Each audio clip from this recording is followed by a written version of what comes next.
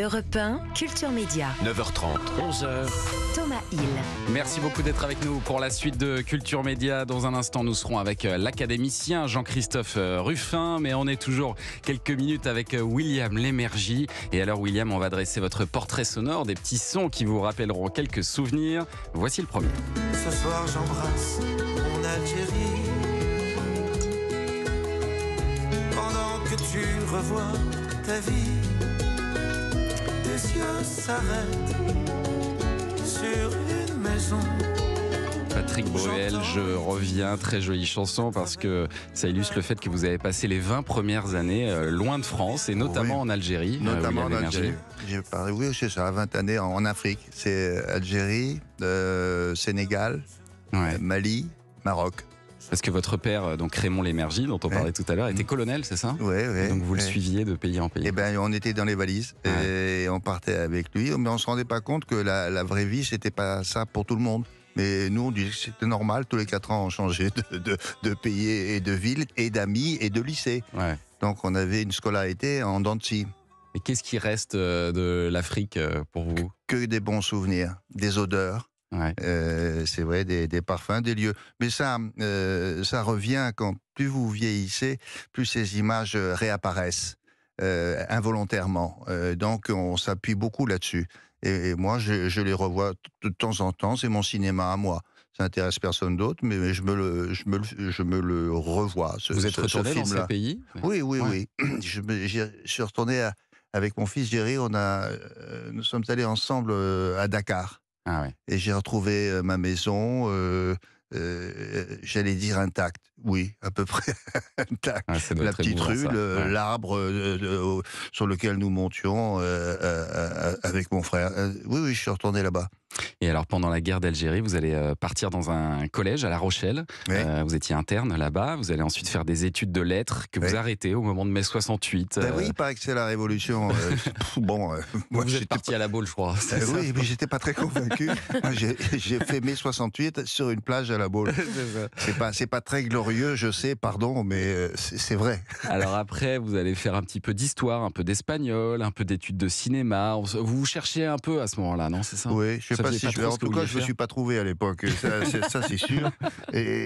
Non, mais des études de cinéma, j'avais envie. J'ai fait une école qui s'appelait le Conservatoire indépendant du cinéma français. C'est chic, non ? Vous vouliez faire des pubs, je crois, c'est ça ? Comment ? Vous vouliez faire des pubs ? Oui, nous on apprenait à... quand on sortait de là, on était censé être assistant metteur en scène. Donc c'est ce qui n'est pas arrivé. Il a fallu que je revienne dans le droit chemin et voilà. Mais j'ai assez vite fait de la radio. C'est ça, vous commencez à faire un peu de radio et puis vous êtes embauché par Antenne 2 pour bosser sur des émissions jeunesse comme celle-ci. Récré à deux, enfin récré à deux. Quel plaisir ça me fait de vous retrouver. Julien Pichelet, il ferait Vous avez quel âge à peu près? On a l'âge de regarder Récré à deux en 84. Vous êtes là, vous êtes mes clients. Oui. Exactement. Complètement, oui. Voilà. Ouais. Parce que c'était de 78 à 84, hein, c'est ça. Vous êtes monsieur Jeunesse à la télé, parce qu'il y a eu Disney Dimanche, et puis ensuite Récré à deux. Alors Disney Dimanche, c'était un héritage de Pierre Tchernia, qui m'avait confié ça, sous la responsabilité de Jacqueline Joubert, qui était la patronne des émissions jeunesse à Antenne 2, la maman d'Antoine Decaune. Et qu'est-ce qu'ils sont allés chercher chez vous? Non, parce que d'abord c'est moi qui les ai cherchés. Je présentais à Jacqueline Joubert à peu près toutes les semaines un projet nouveau. Ah d'accord. Et à la fin, elle était épuisée. Elle m'a dit bon, dites-lui le gas là qui est devant la porte, qui rentre parce que ça va comme ça quoi. Et j'ai fini par faire accepter un projet que l'on a tourné et puis elle m'a gardé. Et ça a plutôt bien fonctionné. Vous avez même chanté un tube de notre enfance. Rond comme un ballon et plus jaune qu'un citron, c'est du Pac-Man. Gentil petit bonhomme poursuivi par les fantômes, c'est du Pac-Man.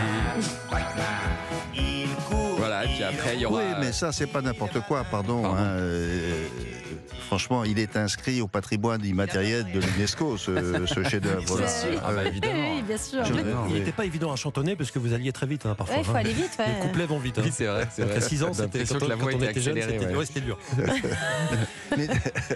Et puis ça vous a permis aussi un peu plus tard, alors là on fait un bond dans le temps, mais vous avez fait aussi du cinéma, parce que vous nous disiez votre amour du cinéma. Je sais que vous regardez beaucoup de films. Vous êtes un grand cinéphile, William, et vous avez fait aussi plusieurs films, notamment avec Claude Lelouch. Oui, vous avez participé à 3 films, je crois, avec lui. Non, j'ai dû en faire 3 ou 4. Je suis monomaniaque, question réalisateur. C'est que Claude Lelouch. Mais il est venu me chercher parce qu'il regardait Télématin.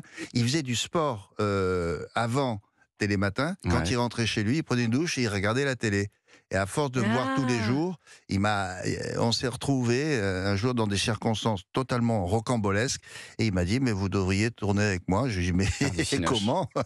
Avec plaisir. Voilà. Tout ça grâce à Télématin. Homme, femme, mode d'emploi, chacun sa vie. Vous avez fait quelques films avec lui. Merci beaucoup d'être venu ce matin, William Lémergie. C'était un bonheur de vous recevoir. Je pense qu'on aurait pu faire 2 heures d'émission avec vous. Parce qu'il y avait quelques chapitres encore à évoquer. Mais on vous retrouvera sur Europe 1. Donc ce week-end, balade en France. C'est de 11h à 12h30 le dimanche. Et puis tous les jours sur C8, William à midi vers 12h35. Et un jour peut-être.